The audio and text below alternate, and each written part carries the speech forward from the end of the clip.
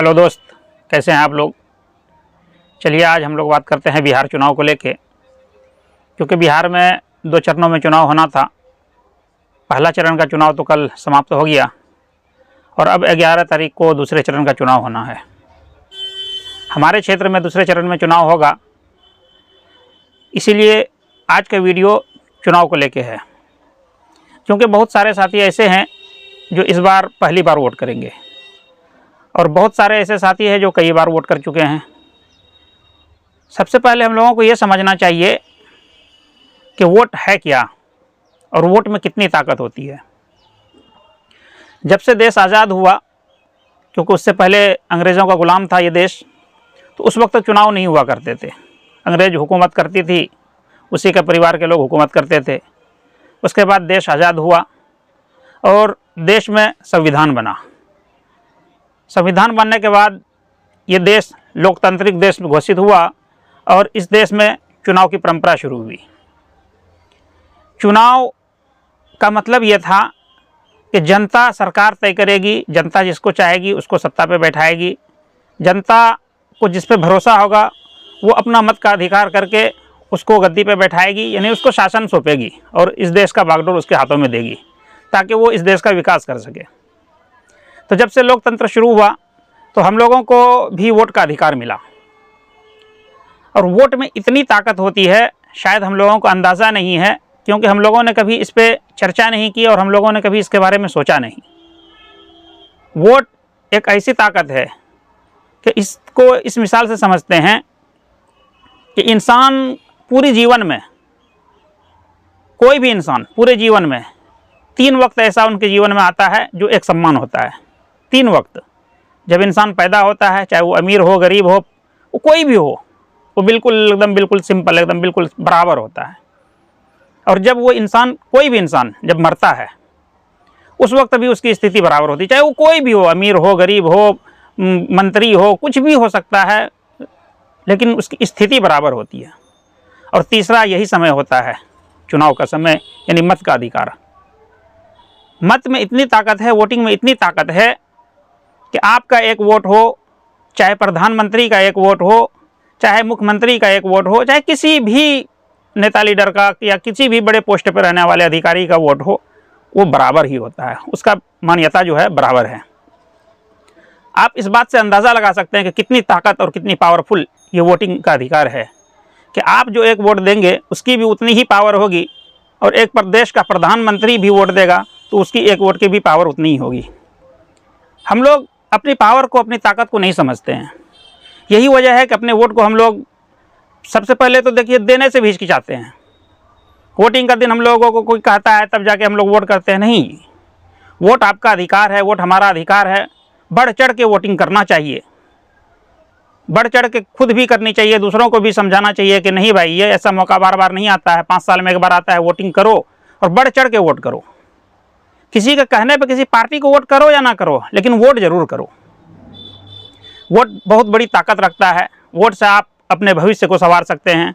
आपका एक वोट इतनी कीमती है, आपको इस बात से अंदाज़ा नहीं लगा, आप अपने वोट का इस बात से अंदाज़ा लगा सकते हैं कि अगर कोई नेता या कोई पार्टी के लोग अगर एक वोट से वो हार जाए और आपके एक वोट देने से वो जीत सकता था, तो उस वक्त उस वोट की कीमत आपको पता चलेगी। उस वक्त उसकी पावर आपको पता चलेगी कि एक वोट की क्या कीमत होती है। या उन नेताओं से पूछिएगा जो एक वोट से हारा हो, उसको पता चलता है कि आपके एक वोट की कीमत कितनी होती है। लेकिन हम लोगों को पता नहीं है। जब हम वोट डालने जाते हैं हम लोगों को पता ही नहीं कि हमारी वोट की कीमत क्या है, ताकत क्या है। जिस दिन पता चल जाएगा कि हमारी वोट की ताकत बहुत है तो बढ़ चढ़ के हम लोग वोटिंग भी करेंगे और अच्छे कैंडिडेट को वोट भी करेंगे और दूसरों को प्रोत्साहन भी देंगे कि नहीं भाई वोट करना चाहिए। अब बात आती है कि वोट करें तो आखिर क्या देख के करना चाहिए। तो वोटिंग में कई पार्टियां आपके सामने होती है, कई कैंडिडेट आपके सामने होते हैं। कभी भी आप किसी भी पार्टी को या किसी भी कैंडिडेट को आप सिर्फ जिताने की नीयत से वोट ना करें। आप ये देखें कि हमारे लिए कौन सा कैंडिडेट सही है, हमारे लिए कौन सी पार्टी बेस्ट है, हमारे लिए कौन सा कैंडिडेट काम कर सकता है। क्योंकि देखिए पार्टी जो होती है वो ऊपर होती है, ऊपर लेवल की चीज़ें हैं। हम लोग जो वोट करते हैं वो ग्रामीण स्तर पे करते हैं अपने विधायक को चुनने के लिए। तो हम लोगों को ये देखना है कि हमारे लिए कौन बेस्ट है, क्योंकि मुख्यमंत्री हमारा काम करने नहीं आएंगे। हमारा काम हमारा विधायक ही करेगा या हमारा जनप्रतिनिधि जो लोकल के होंगे वही करेंगे।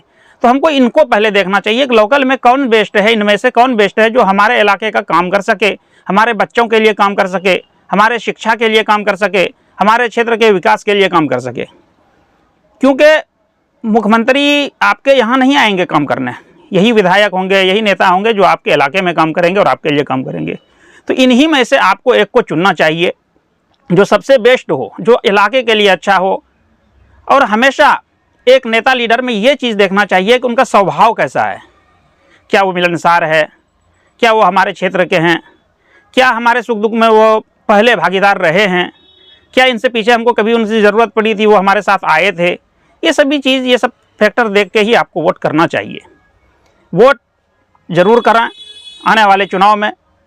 और आपको अगर इनमें से और एक ऑप्शन दिया है गवर्नमेंट ने, अगर मान के चलिए कि आपको जितनी भी पार्टियां हैं या जितने भी नेता हैं नहीं समझ में आ रहे हैं, तो कम से कम आप विरोध दर्ज करने के लिए नोटा तो चुन सकते हैं ना, वो भी अधिकार आपके पास है। तो मान के चलिए इतने कैंडिडेट हमको कोई पसंद नहीं है, लेकिन हाँ वोट ज़रूर आपको करना है, जाके नोटा पे आप दबा सकते हैं हमको कोई पसंद नहीं है। उससे भी होता है इलाके में ये पता चलता है कि भाई इनमें से, देखिए अपनी बात को ऊपर पहुंचाने का ये एक माध्यम है नोटा, कि भाई हमको जितनी कैंडिडेट आप हमारे क्षेत्र में आप लोगों ने दिया था ये कोई काम के लायक नहीं है, इसलिए हमने नोटा दबा दिया। इस वोट आप डालने जाएंगे तभी तो आप नोटा का भी प्रयोग करेंगे, तभी तो आप अपना विरोध दर्ज करेंगे। इसलिए खुद भी वोट डालें और इलाके के लोगों को भी प्रोत्साहन करें वोट डालने का। अपने क्षेत्र में वोट का प्रतिशत को बढ़ाएं ताकि अच्छे गवर्नमेंट को आप चुन सकें और अच्छे नेता और लीडर को चुन सकें। और वोट देने के बाद भी ऐसा नहीं कि अभी वोट के समय आप हल्ला गुल्ला मचाए हुए हैं पूरे इलाके में एकदम, बिल्कुल वोट के बाद भी आप जागरूक रहें। आपके क्षेत्र में जो समस्याएं हैं, जो भी परेशानियां हैं, वो अपना बात अपने नेताओं तक पहुंचाएं।